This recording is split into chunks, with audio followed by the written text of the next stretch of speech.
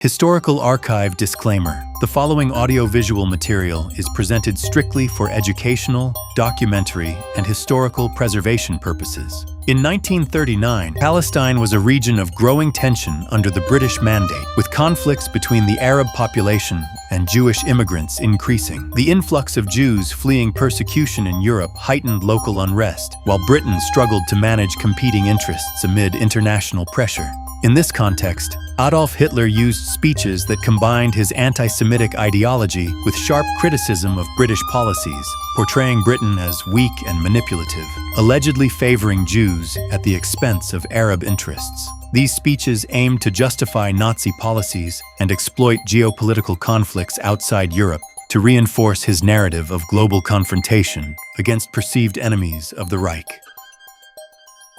Whoever wishes to understand the rise and fall of Germany only needs to look at the story of a city such as Wilhelmshaven, once a place without purpose or future. Today it resounds with the sound of labor and creation. It stands as proof of what determination can achieve. This city's first great rise came with the rise of the German Reich, a Germany that desired peace. At that time, while many of the so-called peace-loving nations were engaged in wars across the globe, Germany sought only one goal: to secure peace, to work in peace, to improve the life of its people, and thereby contribute to human progress and civilization. Within our borders, we worked tirelessly with diligence and precision to build a better future. Beyond them, we sought our rightful place among nations, not through conquest, but through fair competition and achievement. For decades, this peaceful Germany was a guarantor of stability and order in Europe. Yet even as we built, others watched us with envy. They saw in our progress not cooperation, but competition, and responded not with friendship, but hostility. History now records how England, in those years, pursued a deliberate policy of encirclement. Germany was not defeated in the field, not on land, sea, or air. We lost not to armies, but to deception, to the power of lies, to propaganda that twisted truth into poison. Our enemies claimed victory through manipulation, not through courage.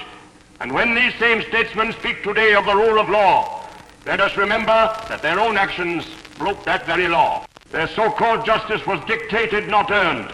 The eternal right of every nation, the right to live, stands higher than any imposed decree. Providence did not create the German people to obey laws applauded by others, but to fulfill its own right to life. That is why we are here today. If British statesmen now believe that all the world's questions can be solved through polite conversation and discussion, I can only say you had 15 years for such talk. 15 years when Germany was silent, humiliated, and waiting.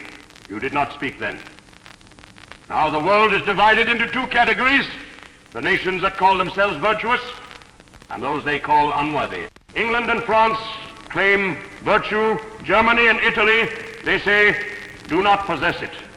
But perhaps it would be best to leave the judgment of virtue to God Almighty rather than to mortal men. And if these virtuous nations believe that their vast empires, a quarter of the world's surface, were granted to them by divine favor, then let them answer this. By what means did they acquire such dominion? Surely not through virtue. For centuries, England has acted in ways that cannot be described as moral or just. And now, in its old age, it speaks of virtue. If a British leader demands that all matters touching German interests be discussed first with England, then I might just as well demand that all British questions be discussed first with us. It would be absurd. The English tell us the Germans have no business in Palestine. Indeed, we have no wish to be in Palestine, but just as we Germans have no business there, the English have no business in our lands, in our Lebensraum, here in Europe.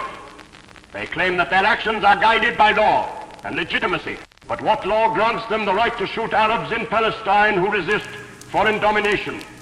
Who gives them that authority? We in Central Europe do not slaughter thousands. We handle our affairs calmly and with order. And let it be clear, today's Germany, today's Reich, will not surrender its vital interests, nor will it stand idly by while danger grows at its borders. when the victors of the last war drew new lines across Europe without regard for peoples, traditions, or logic, we were too weak to resist. But those days are past. If anyone now believes that Germany will patiently watch as foreign powers build hostile states around us, they mistake this nation for the Germany of old.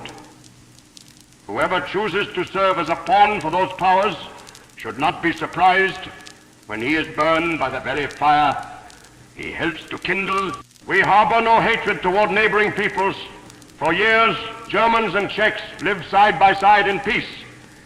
The English statesmen who lecture us know nothing of this. They do not know that our hands built the castles and cathedrals of Bohemia, that our kings once received homage on those same hills 1,000 years ago. We know this, and that is enough. For a millennium, this land was part of the German world. We would have accepted an independent Czech state if it had not oppressed its German citizens and been used as a weapon against us. Even foreign writers have admitted that Czechoslovakia was meant to serve as a base for air attacks on Germany, its industrial heartland. If that was true, were we to wait until the attack came? Number, we took action before it was too late. We restored order to a region already breaking apart from within. We reunited what history, geography, and common sense demanded to be one. This was not an act of conquest, but of necessity. We have not destroyed a people. We have prevented destruction. We have rendered a great service to peace by removing a weapon that others would have used to start another war. Germany has no intention of attacking other nations, but we will not be told by others how to manage our affairs or where to expand our trade. The German right has every right to strengthen its economy, to seek prosperity through honest work, and to exchange goods with the world. We are producers, yes, but we are also consumers. We pay our way fairly and stand by our obligations. What we refuse to accept is intimidation, the idea that Germany must be encircled, contained, or controlled. Those who think this is possible mistake the Germany of 1939 for the Germany of 1919. I once concluded a treaty with England, the naval agreement. It was based on the shared belief that our nations should never again be enemies. We still hold that belief, but such an understanding must be mutual. If England no longer desires this friendship, then let it be known, Germany will not be the one to tremble. We are calm because we are strong, and we are strong because we are united. And in this city, Wilhelmshaven, a city built by German hands and German spirit, I call upon all who listen, look around you. Look at what we have created. Let no one deceive you about the most essential condition for life, strength.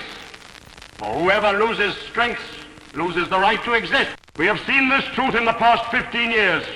It is because of that lesson that I rebuilt Germany. Strength on land, at sea, and in the air. And now that other nations openly declare their intention to arm without restraint, I say this to them: you will not exhaust us. We shall continue to move forward, step by step, faster than those who would stop us.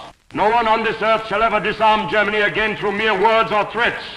But if any power believes it can test our will by force, then it should know the German people stand ready.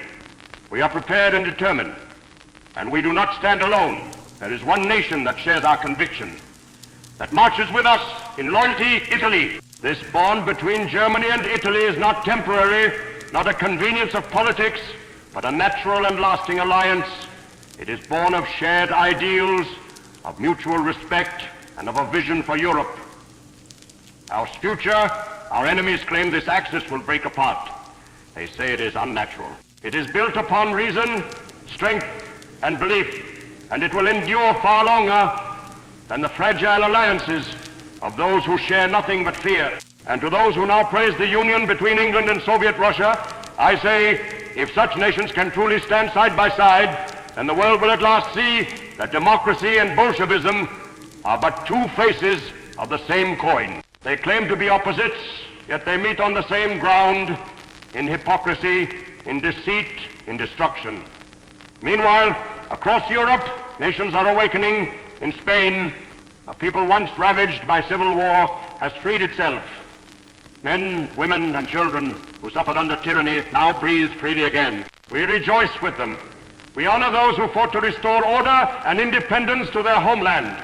Many young Germans stood beside them, fulfilling their duty to help another nation regain its right to live.